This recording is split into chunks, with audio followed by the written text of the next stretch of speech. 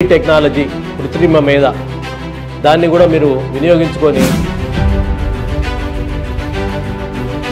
ముఖ్యంగా నాకు ఈ టెక్నాలజీని అందుకోవడం అనేది చాలా సంతోషం. ఎందుకంటే రాను రాను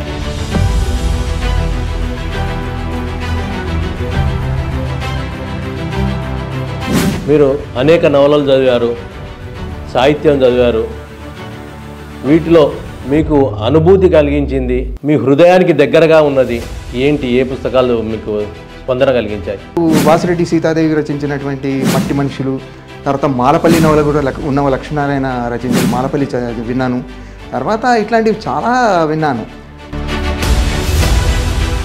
వనపర్తిలో ఉన్న అనుభవం ఒక విచిత్రమైన అనుభవం మీకు ఉన్నట్టుంది. ప్రేమ వివాహం సంబంధించి విచిత్రమైన అనుభవం ఉన్నట్టుంది.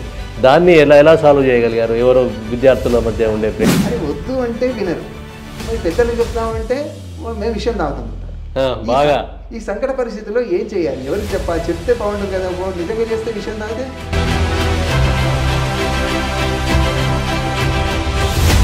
మీ బాల్యం అంతా పోచారంలోనే గడిచింది. పుట్టుకతో అందులు గారు మీరు.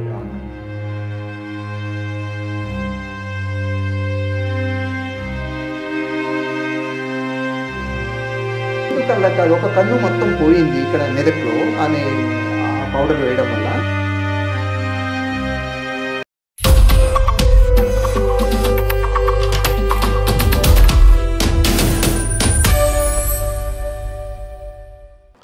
Welcome real talk with AK. మనం ప్రస్తుతం కామారెడ్డి జిల్లాలోని పోచారం అభయారణ్యం, పోచారం రిజర్వాయర్ సమీపంలోని పోచారం గ్రామంలో ఉన్నాం. ఇక్కడ అందులైన గోపాల్ రెడ్డి గారు లెక్చరర్గా పనిచేసిన అనుభవం ఉంది, వ్యవసాయం చేస్తున్నారు, రాజకీయం చేశారు, అన్ని రకాల అనుభవాల్ని అందిపుచ్చుకున్నవారు. వారు తమ జీవితాన్ని వివరించడానికి మన ముందున్నారు. నమస్కారం సార్. నమస్తే. నమస్తే. మీరు జీవితంలో విద్యాపరంగా ఎంతో ఉన్నతి సాధించారు. దాన్ని నిలబెట్టుకోవడానికి రకరకాల ఆధునిక మాధ్యమాల్ని కూడా వినియోగించుకుంటున్నారు. ఇటీవల వచ్చిన ఏఐ టెక్నాలజీ కృత్రిమ మీద దాన్ని కూడా మీరు వినియోగించుకొని, అంటే పీడిఎఫ్లను చదవడానికి ఏదైతే పద్ధతులు ఉన్నాయో, లేదా వినడానికి, మీరు మాట్లాడింది రికార్డ్ చేయడానికి, ఇంకేదైనా విధానాలని ఏ పద్ధతులను అవలంబిస్తున్నారు? గతంలో బ్రెయిలీ లిపి ఉండేది. బ్రెయిలీ లిపిలో మీరు రాసింది మీకే ఇంకెవరైనా బ్రెయిలీ లిపిలో రాస్తే తప్ప మీకు చదవడానికి అవకాశం ఉండేది కాదు. ఇప్పుడు ఏం చేస్తున్నారు? ముఖ్యంగా నాకు ఈ టెక్నాలజీని అందుకోవడం అనేది చాలా సంతోషం. ఎందుకంటే రాను రాను అంటే పిల్లల ద్వారా నేర్పించారా, లేకపోతే పిల్లల ద్వారానే? మనకు ఖచ్చితంగా పిల్లల ద్వారా నేర్చుకోవాలి. ఒక విషయం చెప్పాలి ఇక్కడ. ఒకరోజు ఏమైందంటే, నా 50 వైవాహికోత్సవ సందర్భంలో, అంటే సిల్వర్ జూబ్లీ, గోల్డెన్ జూబ్లీ చేసుకున్నప్పుడు మా అమ్మాయి ఒక ఫోన్ ప్రజెంట్ చేసింది. అదేంటంటే టచ్ ఫోన్ అనమాట. అంతకుముందు నేను మామూలుగా బటన్ ఫోన్, కీ ఫోన్ ఉపయోగించేవాడిని. అయితే టచ్ ఫోన్ చేసిన తర్వాత దాంట్లో ఒక్కొక్కటి నేర్చుకోవడం మొదలుపెట్టాను. ఇప్పుడు వాట్సాప్ ఎట్లా చేయాలి, తర్వాత ఇది చేయాలి. ఆ టచ్ ఫోన్ ఎందుకు చేసిందంటే, టాక్ బ్యాక్ అనేది ఒక ఆప్షన్ ఉంటుంది. ఆ టాక్ బ్యాక్ చేసేస్తే మనకు మాటలన్నీ వస్తాయి. కనుక ఏది కావాలంటే ఏ నెంబర్ కావాలన్నా, లేకపోతే యూట్యూబ్ అని పేరు చెప్తుంది అనమాట. ఆ యూట్యూబ్ అని పేరు చెప్పినప్పుడు మనం యూట్యూబ్ మీద ఇట్లా టచ్ చేయడం, తర్వాత వాట్సాప్ అంటే ఇక్కడ టచ్ చేయడం, ఇట్లా ప్రతిదీ మనకు టాక్లో వస్తుంది అనమాట. ఓపెన్ చేసి చూపించగలరా? తప్పనిసరిగా ఫోన్ ఓపెన్ చేసి చూపించాలి. ఇట్లా ఓపెన్ చేయగానే మనకు ఫస్ట్ హోమ్ అని వస్తుంది. ఆ హోమ్ మీద నొక్కామంటే ఇట్లా అనమాట. ఇట్లా అంటే మనకు అది తెలిసిపోతుంది, హోమ్ వస్తుంది. ఈ హోమ్ వచ్చినప్పుడు హోమ్ నొక్కితే మనకి ఏ ఆప్షన్ కావాలంటే, అంటే 15 లాంచెస్ అని వస్తుంది అనమాట. అంటే యూట్యూబ్ వస్తుంది, ఫోన్ వస్తుంది, ఇట్లా ఏది కావాలంటే దాని మీద వేలు పెట్టామంటే అది వచ్చేస్తుంది అనమాట. యూట్యూబ్ అంటే యూట్యూబ్ వస్తుంది, ఇంకోటి అంటే ఇంకోటి వస్తుంది. లేకపోతే ఇట్లా చేసేస్తే మనకి ఇంకా కొన్ని వస్తాయన్నమాట. అంటే ఏది కావాలంటే కనీసం అది మనం వేలు పెట్టేస్తే వచ్చేస్తుంది. ఆ తర్వాత ఫోన్ కొట్టామంటే ఇక్కడ నెంబర్స్ వస్తాయి. ఇక్కడ 1 2 3 4 ఇట్లా. అంటే మీకు సాధారణంగా కనిపించవు కదా, మరి ఎట్లా వినియోగిస్తారు? ఏది కనపడదు. ఇక అంత ఫోనే ఇట్లా చెవు దగ్గర పెట్టుకోవడం. చెవు దగ్గర పెట్టుకుంటే వినపడుతుంది మనకు.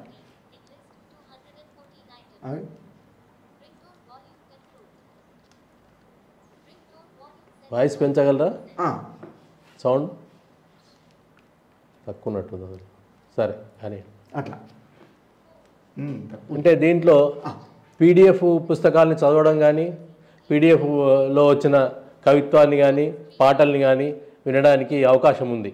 కరెక్ట్. ఆ అవకాశాన్ని మీరు ఎలా వినియోగించుకుంటున్నారు? అయితే ఈ మధ్యనే కనీసం నాకు తెలిసినంత వరకు 5-6 నెలల కిందటనే ఒక అతను మా బ్లైండ్ పర్సన్ చెప్పాడనమాట, మీకు మనం చదువుకోవాలంటే కొన్ని అవకాశాలు ఉన్నాయి అని చెప్పారు. ఒకటి వాట్సాప్లో మనకు అవకాశం కూడా ఒకటి ఉంది చదివేది. అది ఏం చేస్తే వాట్సాప్లో పెట్టింది కేవలం టైప్ ఇప్పుడు మీరు టైప్ చేసినాక ఒక మెసేజ్ పంపించారనుకో, అది మాత్రమే చదువుతుంది వాట్సాప్లో. అయితే ఆ తర్వాత పీడిఎఫ్ కూడా చదువుతుందని అతనే చెప్పాడు.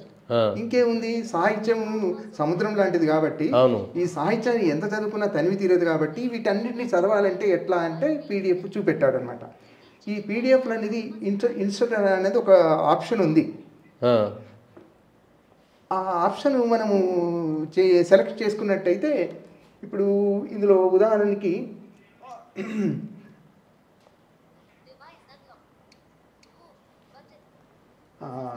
ఇది చేస్తే దీని తర్వాత మనము వాట్సాప్ వస్తుంది. ఈ వాట్సాప్లో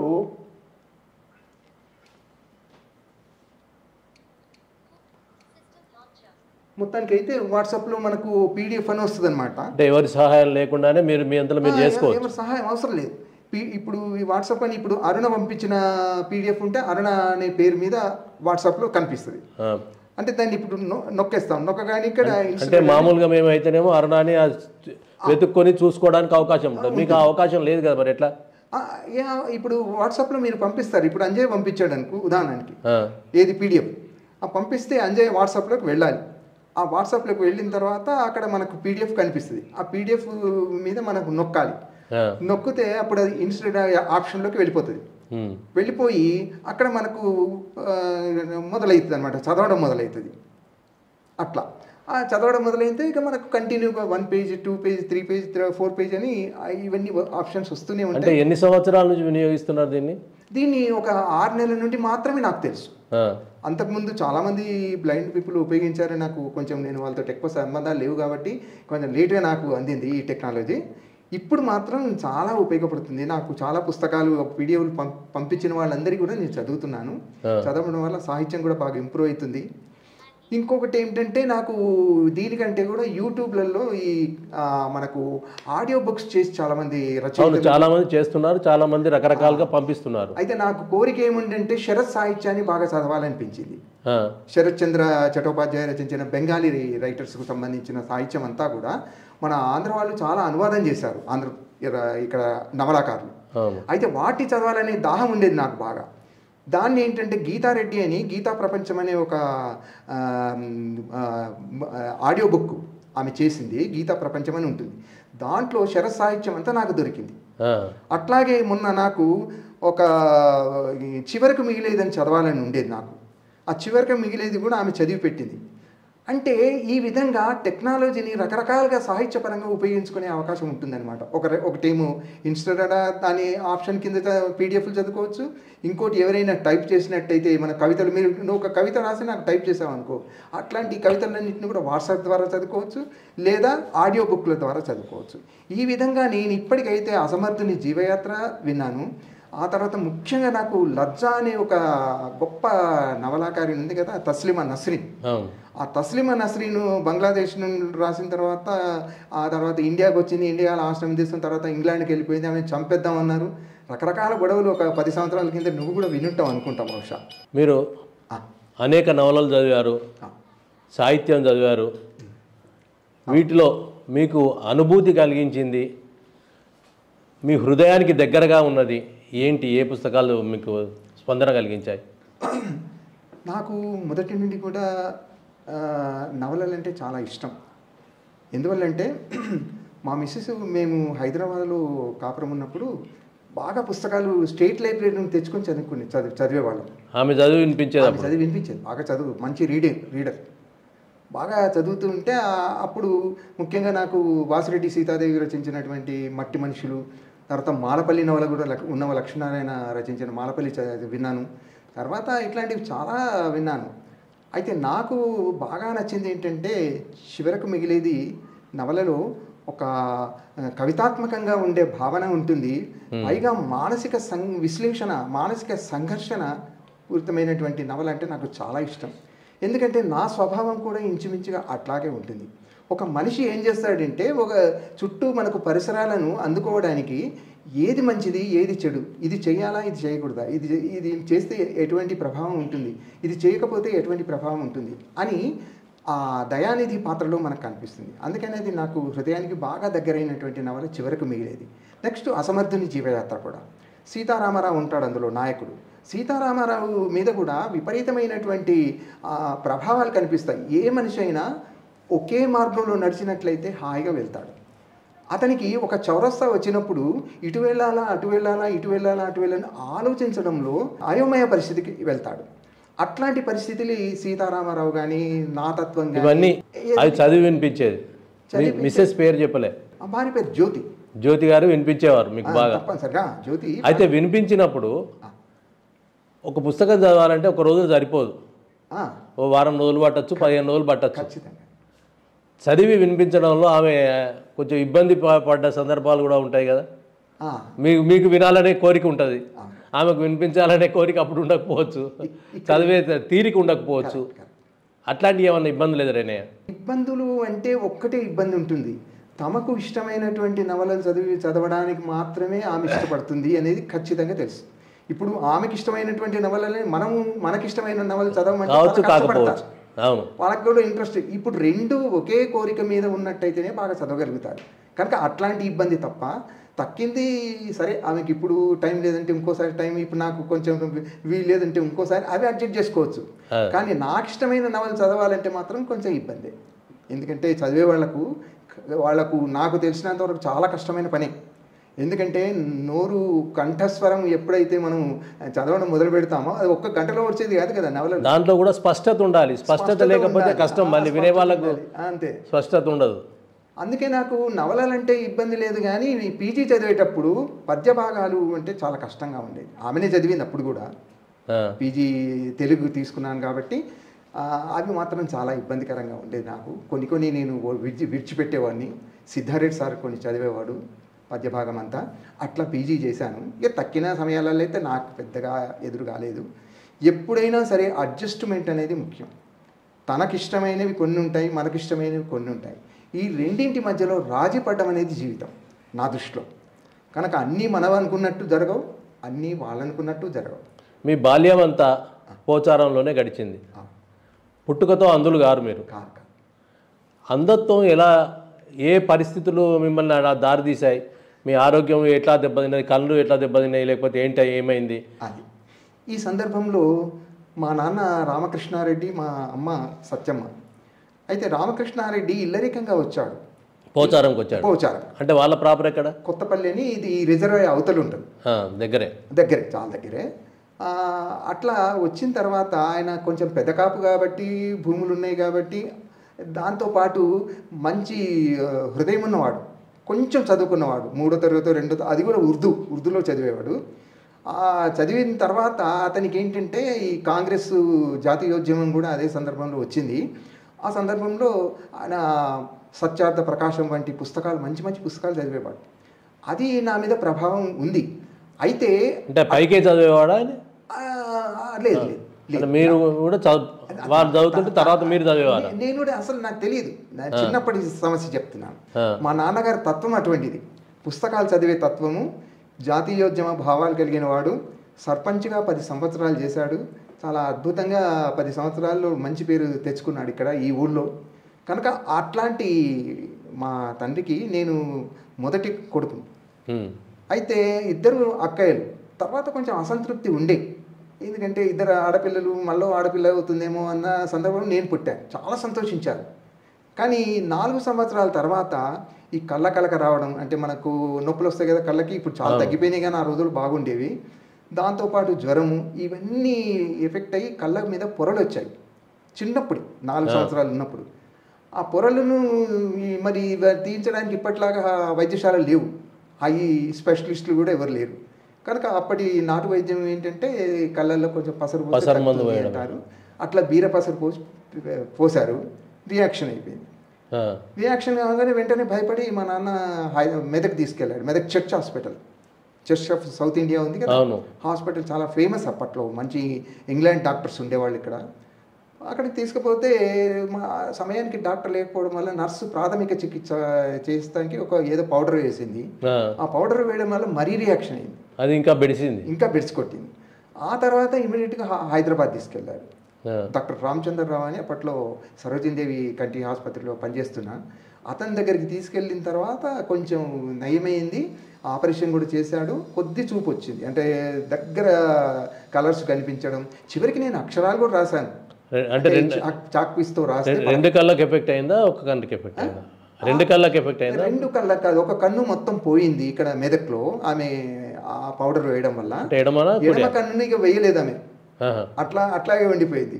పొరల మీద పొర వచ్చింది కానీ దాని మీద ఆమె రియాక్షన్ కాలే. ఎడమ కన్ను మాత్రం అట్లాగే ఉండిపోయింది. అటు అయిన తర్వాత అతను ఆపరేషన్ చేశాడు. చేస్తే కొంచెం చూపు వచ్చింది. ఆ చూపుతోనే దాదాపు ఇక పెరిగి పెద్దవాడిని అయ్యాను. ఇంచుమించుగా బాల్యం అంతా అట్లా గడిచిపోయింది అనమాట. అంటే చదవగలిగేవారా? లేదు, ఏది లేదు. మామూలుగా కొంత అంటే అక్షరాలు పెట్టించాడు మా నాన్న. చాక్ పీస్ తోటి రాస్తే దగ్గర చూసి పలక మీద దిద్ది రాసేవాడిని. అట్లా నాకు 56 అక్షరాలు కూడా నేర్చుకున్నాను. తెలుగులో 56 అక్షరాలు కూడా నాకు వచ్చు. ఆ తర్వాత డాక్టర్ సలహా ఏంటంటే, మీరు దగ్గర పెట్టి చూస్తున్నాడు మీ అబ్బాయి కనుక వద్దని చెప్పాడు. ఎందుకంటే ఉన్న చూపు కూడా పోతుంది, బాగా దగ్గర పెట్టి చూడాల్సిన అవసరం కదా. ఇప్పుడు ఇంత దగ్గర పెట్టుకుంటే కష్టం కదా, అది వద్దని చెప్పాడు. వద్దన్నప్పుడు మానేశాను. అట్లా అప్పటి నుండి నా బాల్యం అంతా ఇంట్లోనే గడిచిపోయింది. బాల్యం కూడా చాలా కష్టతరమని నాకైతే అనిపించలేదు. ఎందుకంటే ఏ మనిషి అయినా ఇప్పుడు పశువులను చూస్తాం మనం, మనకు ఈ కొట్టంలో కట్టేస్తే మళ్ళీ విడిచిపెట్టినప్పటికి కూడా అక్కడికే వచ్చి నిలబడతాయి. అంటే ఒక ప్రాణికి అలవాటు ఉంటుందన్నమాట. అలవాటు పడితే చాలు. ఒక అంధత్వానికి అలవాటు పడ్డ తర్వాత చిన్నప్పటి నుండి అది పెద్దగా మనకు గొప్ప బాధ్యం అనిపించదు. పైగా మా నాన్న ఎంత బాగా చూసేవాడు అంటే చాలా ప్రేమతో చూసేవాడు. 59లో అంటే దాదాపు నేను 8 సంవత్సరాలు, 54లో పుట్టాను, 4-5 సంవత్సరాలు ఉంటాను. రేడియో తీసుకొచ్చారు నా కోసం. అప్పటి నుండి నా ప్రపంచం అంతా చాలా మారిపోయింది అనమాట. ఆకాశవాణి. ఇక ఆకాశవాణిలో నాటకాలు వినడము, ప్రసంగాలు వినడము. శారదా శ్రీనివాసన్ అక్కడేనా? శారదా శ్రీనివాసన్ అది వాయిస్ లవర్ ఎంత నన్ను తీర్చిదిద్దిందంటే, నా వయసులో ఉన్న పిల్లల కన్నా నాకు నాలెడ్జ్ చాలా ఎక్కువ. ఎందుకంటే ఇంట్లోనే ఉన్నాను కానీ నా వయసులో ఉన్న వాళ్ళు చాలామందికి ఏవి తెలిసేవి కాదు, నాకు తెలిసేవి. ముఖ్యమంత్రుల పేర్లు, వాళ్ళ పేర్లు రోజు వార్తలు వినడం వల్ల అది బాగా జ్ఞాపకం ఉండేది నాకు. రాజధానుల పేర్లు ఇట్లా. అందరు ఏం చేసేవాళ్ళు అంటే అబ్బాయిని అడిగి నన్ను అడిగేవాళ్ళు, తక్కువ అని చెప్పేవాళ్ళు. బా ఎట్లా చెప్తున్నాడు చూడు కనపడకపోయినా అని చాలా సంతోషించిన వాళ్ళు కూడా ఉన్నారు. అప్పుడు నాకు గర్వంగా ఉండేది. రేడియో అనేది మీ అద్భుతమైనటువంటి ప్రపంచం, జ్ఞానాన్ని అందజేసింది, పూర్తి నాలెడ్జ్ని ఇచ్చింది రేడియో. రెండోది ఆశయాలను, ఆదర్శాలను చిన్నప్పుడే నాలో ప్రవేశపెట్టింది కూడా రేడియోని. అంటే నాటకాలు వింటాం కదా, ఏ నాటకమైనా రచయిత ఆదర్శం, ఒక సందేశం ఉంటుంది అందులో.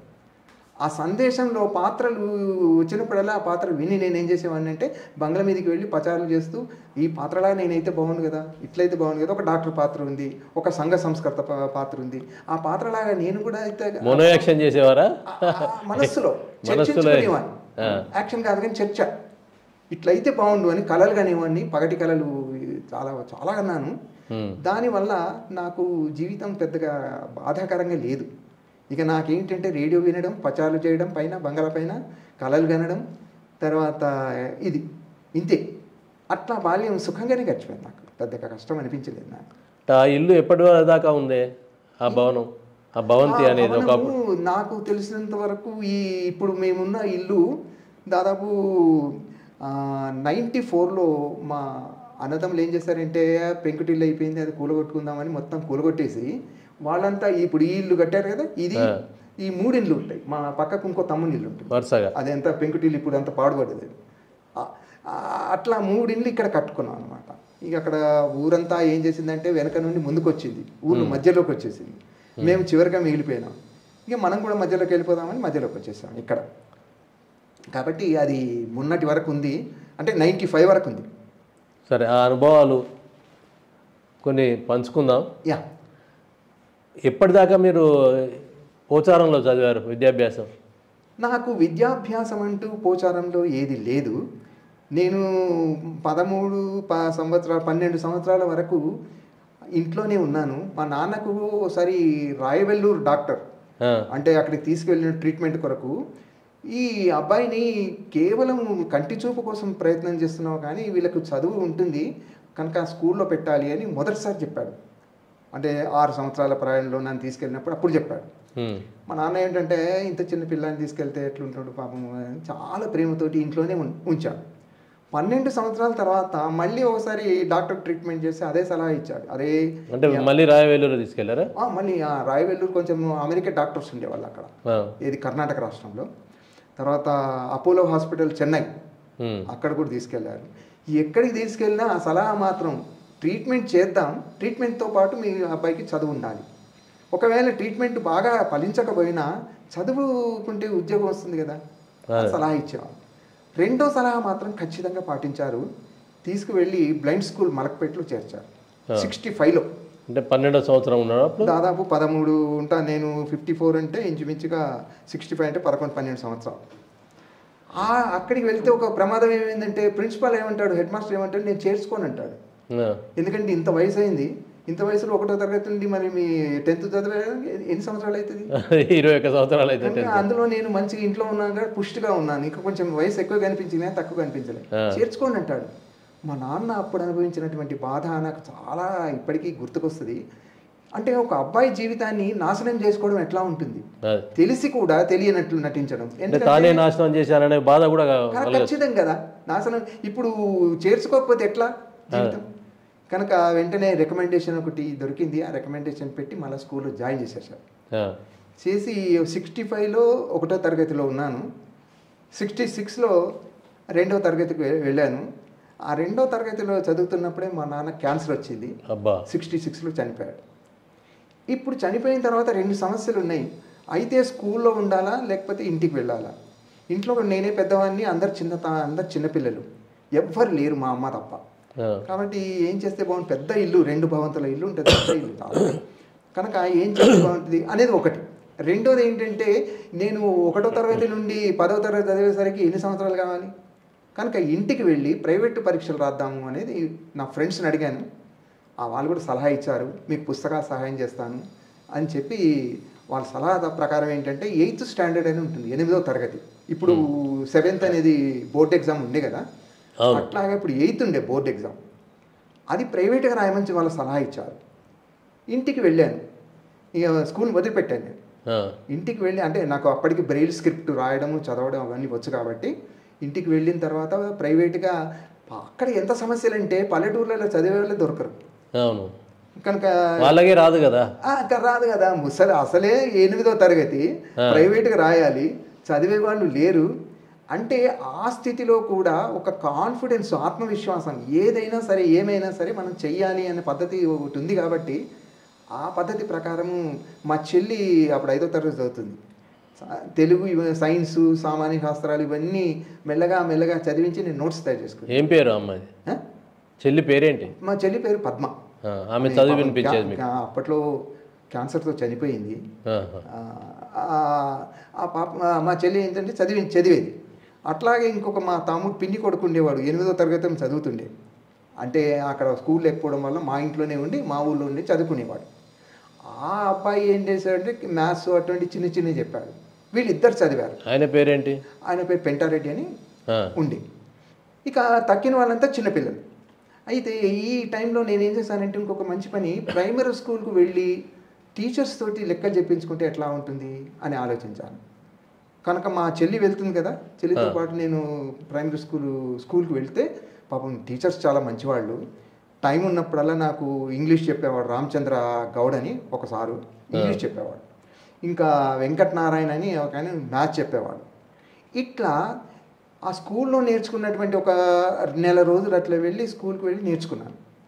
అంటే నాకు అర్థమైపోయింది, నేను చేయగలిగినవన్నీ చేస్తాను. అంటే మ్యాథ్స్ నాకు 35 మార్కులు వస్తే చాలు కదా అనుకొని వాటిని చదివేసి ఇక మొత్తం 68లో స్కూల్ ఎగ్జామ్కి వెళ్ళాను, అంటే ప్రైవేట్లో. అంటే అప్పటికే మీరు మ్యాక్సిమం అంధత్వానికి గురయ్యారు. అంతే కదా. అంటే స్కూల్కి తీసుకెళ్లే చెల్లి చెప్పారంటారు, అవును. చెల్లితో పాటు స్కూల్కి వెళ్ళామంటారు. అంతే అంతే. అది పోచారంలోనే కదా? పోచారంలోనే. పోచారంలోనే. ఆ స్కూల్కి ఎవరు తీసుకెళ్లేవారు? మా చెల్లి. ఆ. మా చెల్లి తీసుకొచ్చేది, తీసుకుపోయేది. అంటే చెల్లి లేని సందర్భాలు ఉంటే? సందర్భాలు లేవు ఇక. లేవంటే ఆమె వెళ్తే వెళ్ళాలి, లేకపోతే లేదు, అవకాశం లేదు, అంతే. ఇక కేవలం వదిలేయాల్సింది. మనకు నేను అంటాను ఒకటి, ఒక సామెత చెప్తాను, నాకు గుర్తుకొస్తుంది. గణపతి ఉన్నాడు కదా, ఆయన ఒక రోజు శివుడు ఏం చేశాడంటే, మీ ఇద్దరికి పోటీ పెడుతున్నాను రా, ఎవరు ఈ ప్రపంచాన్ని చుట్టూ తిరిగి వస్తే వాళ్ళకే ఘనాధిపత్యం ఇస్తా అంటాడు. అవును. అప్పుడు కుమారస్వామి మనిషి నెమలి మీదకి పరిగెత్తున్నాడు. మరి గణపతికి ఎలుక వాహనం అది వెళ్ళలేదు, భూమి ఎప్పుడు చుట్టి రావాలి. అందుకని అతను ఆలోచించి ఒక మాట చెప్పాడు, తల్లిదండ్రులే సృష్టికి మూలం కదా, తల్లిదండ్రుల చుట్టూ తిరిగితే సరిపోతుందని ఇతను తల్లిదండ్రుల చుట్టూ ప్రదక్షిణ చేసి ఆయనతో కూర్చున్నాడు. మా కుమారస్వామి ప్రపంచం అంతా తిరిగి వచ్చాడు. అప్పుడు శివుని అడిగాడు, నువ్వు అంతా తిరిగాడంటే, నీకంటే ముందే సృష్టి ప్రపంచాన్ని తిరిగి వచ్చాడు రా ఈ గణపతి, కనుకనే వీనికి ఘనాధిపత్యం ఇస్తున్నానని వినాయకునికి ఘనాధిపత్యం ఇచ్చాడు. అర్థం ఏమిటనమాట, మనకున్న పరిస్థితుల్లో, మనకున్న పరిసరాల్లోనే మనము మన తెలివితేటలను ఉపయోగించి మనం పైకి రావడానికి ప్రయత్నం చేయడానికి నా లక్ష్యం. కనుక ఆ అమ్మాయి ఎన్ని రోజులు వెళ్తే అన్ని రోజులు, అమ్మాయి వెళ్ళకపోతే నేను కనుక ఒక నెల రోజులు మాత్రమే వెళ్ళాను, ఎక్కువ రోజు కాదు. నాకు తర్వాత 8వ తరగతి పరీక్ష రాసేటప్పుడు ఏమి ఇబ్బంది కాలేదా? పరీక్ష రాసేటప్పుడు ఏ ఇబ్బంది కాదు. ఏంటంటే ఇక్కడ సుల్తాన్ బజార్లో హై స్కూల్ ఉండేది, ఎందుకంటే అంతా హైదరాబాదే కదా. నేను యాకత్పురాలో వృద్ధ వికలాంగుల శరణాలయం అనేది ఒకటి ఉంది. అక్కడ ఎవరికైనా ఆశ్రయం ఇస్తారనమాట, అప్పటికప్పుడు టెంపరీ ఆశ్రయం లాగా ఉంటుంది. ఫ్రీగానా? ఫ్రీగా. అంటే యాక్చువల్గా హాస్టల్ సీటు కావాలి, ఉండాలి. అయితే మన ఫ్రెండ్స్ ఉంటారు కదా హాస్టల్ సీటు వాళ్ళు, వాళ్ళతో పాటు మనం ఉంటాం అనమాట. యూనివర్సిటీలో ఎట్లాగైతే రూమ్లలో చదువుకోవడానికి కొంతమంది ఉంటారో, అట్లాగే ఈ హాస్టల్లో కూడా ఎవరికైనా వాళ్ళ ఫ్రెండ్ ఉంటే ఒక 4-5 రోజులు, వారం రోజులు ఉంచుకుంటారు. అట్లా వాళ్ళతో పాటు నేను కూడా చదివి అక్కడ 2-3 ఎన్ని రోజులు ఉన్నారు అక్కడ? ఒక 10 రోజులు. ఆ 10 రోజులు కూడా ఎందుకున్నారంటే, నాతో పాటు 8వ తరగతి రాసేవాళ్ళు, ప్రైవేట్గా రాసేవాళ్ళు ఇంకా 2-3 ఉన్నారు. మేమందరం కలిసి ఏం చేయాలంటే ఒక రీడర్ని పెట్టుకోవాలి, అతను చదువుతూ ఉంటే మేము వింటూ ఉంటాం. అట్లా 10 రోజులు చదవాలి కాబట్టి 10 రోజులు అక్కడ చదివించుకున్నాను. రీడర్కి ఏమైనా డబ్బులు ఇచ్చేవాళ్ళ? ఖచ్చితంగా కొంత వాళ్ళు పాపం ఈ లేమ్ పర్సన్స్, అంటే మన పోలియో పర్సన్స్ ఉంటారు, ఆ పోలియో పర్సన్స్ ఏం చేస్తారంటే వాళ్ళు ఈ బ్లైండ్కు చదివి కొన్ని డబ్బులు ఆర్జించుకొని ఏదో గడుపుతూ ఉంటారు. వాళ్ళకేం చదవచ్చు, మాకేం చదువు రాదు, మేము వినడం, వాళ్ళు చదవడం. ఇట్లాంటి పరిస్థితిలో మేము 4-5 చాలా అదే పద్ధతి అనమాట అక్కడ యాకత్పురాలో. కనుక అట్లా చదివి ఎగ్జామ్ రాశాను. ఎగ్జామ్స్ రాసేటప్పుడు సుల్తాన్ బజార్ హై స్కూల్ ఉంది హైదరాబాద్లో. అంటే అప్పుడు మళ్ళీ రాసేవాళ్ళు వేరే కావాలి కదా? అదే అంటున్నాను. రాసేది మాకు చాలా కష్టమైన పద్ధతి. నాకు మొట్టమొదటి అనుభవం ఏంటంటే ఎంత భయంగా ఉంది. అట్లా 8వ తరగతి పరీక్ష రాయడానికి ఎవరిని కుదుర్చుకున్నారు? అదే నాకు మొట్టమొదటిసారిగా అనుభవం ఏంటంటే ఎగ్జామ్ ఎట్లా రాయాలి అనేది ఉంది. అయితే మా ఫ్రెండ్స్ ద్వారా తెలుసు, ఎట్లా ఒక స్క్రైబర్ ఇస్తారనమాట మనకు రాయడానికి. అంటే ఇన్విజిలేటర్ ఎట్లాగైతే ఉంటాడో అట్లాగే ఇన్విజిలేటర్ ఒకతన్ని అపాయింట్ చేస్తారు మా కోసం. ఒక మూల కూర్చుండి పెడతారు, ఒక క్లాస్ రూమ్ ఉంటుంది, ఆ క్లాస్ రూమ్లో ఒక మూల కూర్చుని పెడతారు. కూర్చుని పెట్టి మేము చెప్తూ ఉంటే అతను రాస్తూ ఉంటాడు. ఎగ్జామ్స్ అన్నీ, పబ్లిక్ ఎగ్జామ్స్ అన్నీ అట్లాగే ఉంటాయి అన్నమాట. ఆయన మేము డిక్టేట్ చేస్తూ ఉంటే ఆయన రాస్తూ ఉంటాడు, క్వశ్చన్స్ అది వినిపిస్తాడు, క్వశ్చన్ ప్రకారం మీరు చెప్పాలి, చెప్పింది రాస్తాడు. అయితే ఒక సందర్భంలో ఏమైందంటే మ్యాథ్స్ వచ్చింది. మ్యాథ్స్ నా పేపర్ చాలా కష్టం నాకు, అది అదృష్టం తప్ప మరొకటి కాదు ఇక అనుకున్నాను. ఎందుకంటే ప్రైవేట్గా ఎగ్జామ్స్ రాసినా, స్కూల్లో ఎంత నేర్చుకున్నా మనం పలక మీద రాయడం కాదు కదా, జ్ఞాపకం పెట్టుకోవాలి, తర్వాత సూత్రాలు చెప్పాలి, ఎట్లా చెప్పాలి, ఇవన్నీ చాలా కష్టాలు ఉంటాయి మ్యాథ్స్లో. అప్పుడు ఏం చేశానంటే నేను నాకు తెలిసినవన్నీ అతని చేతి చేయించాను. ఇట్లా అంటే ముఖ్యంగా అంకెగణితం, అంటే బారు వడ్డీ, చక్రవడ్డీ, కాలము దూరము, కాలము పని, ఇట్లాంటివన్నీ చెప్పాను, నాకు వచ్చినాయన్నీ. ఆ తర్వాత కూర్చున్నాను. ఆయన అంటాడు, వచ్చా ఇంకా ఇంకా ఇంకా ఇంకా అంటాడు. పాపం ముందు అతను కదా. అవును. అంటే ఇది రావట్లేదు సార్ అన్నాను. వెంటనే వెళ్ళిండు, ఆన్సర్ షీట్ తీసుకుపోయిండు, ఓ 2 ప్రశ్నలు రాసుకొని సమాధానం రాసుకొని వచ్చాడు. ఇక నువ్వు పాస్ అయిపోతావు పో అని భుజం మీద తట్టి వెళ్ళిపోయాడు. నాకు ఫస్ట్ టైం ఎంత సహాయం చేశాడంటే ఆ మ్యాథ్స్ తప్పించుకోవడం అనేది చాలా ప్రధానం. అట్లా 8వ తరగతి పూర్తయిపోయింది. 8వ తరగతి తర్వాత దాని తర్వాత యాక్చువల్గా నేను 9లో మళ్ళీ బ్లైండ్ స్కూల్లో చేరాలి. కానీ నాకెందుకో బ్లైండ్ స్కూల్లో చేరి మళ్ళీ 9, 10 చదవడం ఇష్టం లేదు. ఎందుకంటే ఏజ్ నాకంటే ముందు వయసున్నటువంటి వాళ్ళందరూ ముందుకెళ్ళిపోయారు, నేను మాత్రం వెనుకబడిపోయాను కదా. కనుక వాళ్ళని అందుకోవాలనేది ఒక కోరిక, బలమైన కోరిక. అది ఆ బలమైన కోరికతో ఏం చేశానంటే నేను ఉస్మానియా మెట్రిక్ అంటే 11వ తరగతి రాస్తానని మళ్ళీ డైరెక్ట్గా ప్రైవేట్లో రాస్తానని మళ్ళీ వచ్చాను. మళ్ళీ ఇంట్లో అప్పుడు ఒక ఫ్రెండ్ ఉండేవాడు జగన్మోహన్ రావు అని, ఆయన ఎస్ఎస్సి ఫెయిల్ అయ్యి ఊర్లో ఉంటున్నాడు. ఆయన నా దగ్గర పడుకోమని చెప్పాను. ఇక ఆయన పుస్తకాలు చదువుతూ ఉంటే నేను నోట్స్ తయారు చేసుకునేవాడిని. కనుక ఆయన చాలా సహాయం చేశాడు. ఎంత సహాయం చేశాడంటే అన్ని పుస్తకాలు చదివేవాడు, నేను నోట్స్ తయారు చేసుకొని అట్లా సంవత్సరం పాటు. ఇంకా మ్యాథ్స్ ఎట్లా అనేది ఆయనకు రాదు సరిగ్గా, మ్యాథ్స్లోనే ఫెయిల్ అయ్యిండు కనుక. అప్పుడు ఒక షాప్ కీపర్ అంటే మా అప్పుడు కోమటోళ్ళంతా షాపులు పెట్టుకుంటారు కదా, వెంకటేశం అని చాలా ఇంటెలిజెంట్ మ్యాథ్స్లో. ఎస్ఎస్సి అప్పుడు హెచ్ఎస్సి చదివి షాప్ పెట్టుకొని వాళ్ళ నాన్నకు ఒకడే కొడుకు కనుక ఏం చదువుతుందిరా అనేసరికి వాడు షాప్ పెట్టుకొని ఉన్నాడు. ఆ దుకాణానికి పోవాలని నేను ఆలోచించాను. వెంటనే మధ్యాహ్నం మా చెల్లి ఏం చేసేదంటే లంచ్కి వస్తుంది కదా, లంచ్కి వచ్చిన తర్వాత తీసుకెళ్ళేటప్పుడు రిటర్న్లో ఆ షాప్లో వదిలిపెట్టేది. ఇక 4 గంటల వరకు అంటే పొద్దంతా వాళ్ళకు కొంచెం గిరాకీ ఎక్కువ ఉంటుంది కనుక, మధ్యాహ్నం తక్కువ ఉంటుంది కనుక ఆ మధ్యాహ్న సమయంలో నేను వెళ్ళాను. మళ్ళీ 4 గంటల వరకు, ఆ 4 గంటల రాగానే మళ్ళీ చెల్లి వస్తుంది, మళ్ళీ ఇంటికి రావడం. ఈ 2 గంటల్లో ఆయన మ్యాథ్స్ చెప్పేవాడు. గైడ్ తీసుకున్నాను, ఆ గైడ్లో చూసేవాడు, ఎందుకంటే ఎట్లాగో మర్చిపోతాడు కదా కొంత. కనుక గైడ్లో చూసి నాకు కావాల్సినవన్నీ జాగ్రత్తగా మంచి ఎక్స్ప్లెయిన్ చేసేవాడు పాపం.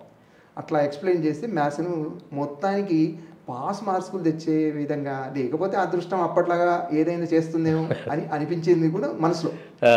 కనుక మళ్ళీ ఎవరైనా దొరుకుతారేమో లక్కీ పర్సన్, అది అదృష్టాన్ని మనకు అనుకూలిస్తే అన్నీ జరుగుతాయి. అట్లా అనుకొని నిశ్చింతగా ఉన్నాను. ఇక ఇంగ్లీష్ ఎవరు చెప్పాలి, ఏదో 8th అంటే దాటిపోయింది, మరి మెట్రికులేషన్ అంటే ఇంగ్లీష్ బాగుంటుంది కదా. శివరాములు అని ఒక టీచర్ ఉండేవాడు పాపం, ఇంగ్లీష్లో కొంచెం పర్ఫెక్ట్ ఉన్న వాళ్ళలో. ఆయన ఇంటికి సాయంకాలం ట్యూషన్కి వెళ్ళేవాడిని. సాయంకాలం ట్యూషను 7 గంటల నుండి 9 గంటల వరకు చెప్తారా అడగాలనుకున్నా అడిగినా సరేనన్నాడు ఆయన పాపం. అయితే అక్కడికి వెళ్ళడం ఎట్లా, రోజు వెళ్ళాలి. అయితే మా వెళ్ళేటప్పుడు మా జీతగాళ్ళు ఉండేవాళ్ళు, మా ఎడ్లకు పిండి పెట్టి అది పెట్టి ఇది పెట్టి ఇళ్ళకి పోతారు కదా, పోయేటప్పుడు తీసుకుపోయే భీముడని పాపం. వీళ్ళు ఇప్పుడు బాలయ్య ఇంతకుముందు ఉన్న వాచ్మెన్ లాగా మనం తీసుకొచ్చాడు, ఆ బాలయ్య వాళ్ళ అన్న. అయితే భీముడు ఉన్నాడు జీతగాడు, అరే నన్ను తీసుకెళ్ళరా ఇప్పుడైతే, ఎందుకంటే మా తమ్ముడు తిరగాలంటే 4 సార్లు తిరగాలి, పోవాలి మళ్ళీ రావాలి, పోవాలి మళ్ళీ రావాలి.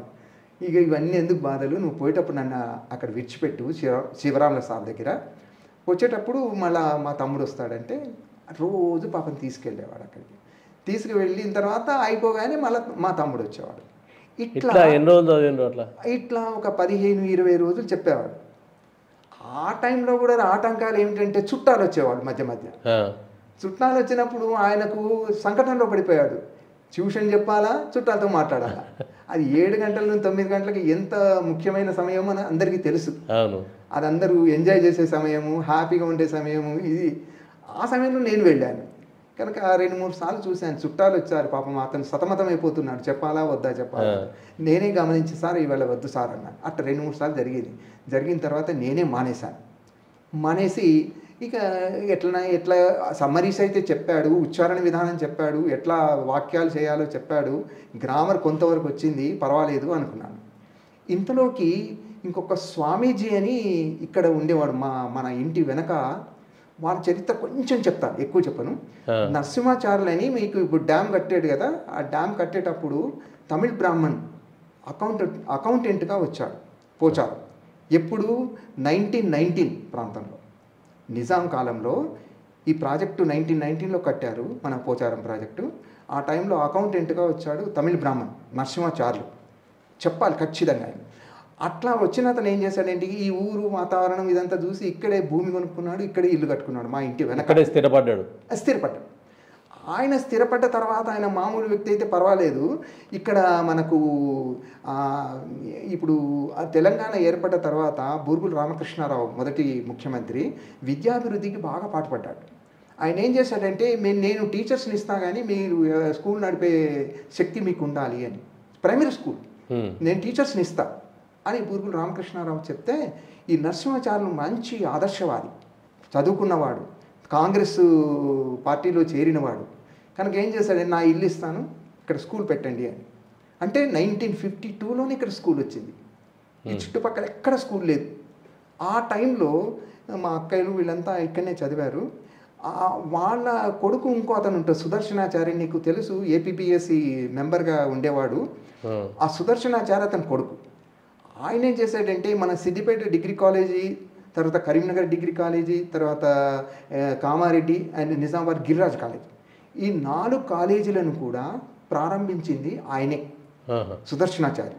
ఆయన ఒక్కడు కాదు, జిఎస్ మేల్కోటే, రాజ్ బహదూర్ అట్లాంటి వాళ్ళు ఒక 3-4 కలిసి education society, new education society అని ఆ సొసైటీ ద్వారా మన సిద్దిపేట ప్రైవేట్ స్కూలు, ఈ కరీంనగర్ ఇవన్నీ స్టార్ట్ చేశారు. ఆయన కూడా మావాడే, మా ఊరుకు సంబంధించిన వాడు. అంటే మా ఊరు ఎంత గొప్పది అని చెప్పుకోవడానికి ఇది ఒక ముఖ్యమైన అంశాలు.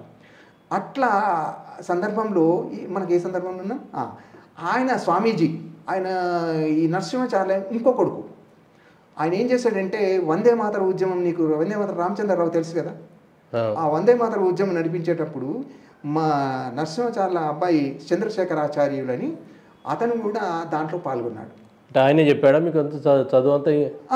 ఆ స్వామీజీ చెప్పాడు. స్వామీజీ ఎట్లా స్వామీజీ అయ్యాడు అనేది కొంచెం ఆయన ఎట్లా స్వామీజీ అనేది వదిలేద్దాం, పక్కన పెడదాం. అది మీకు ఎట్లా చెప్పాడు?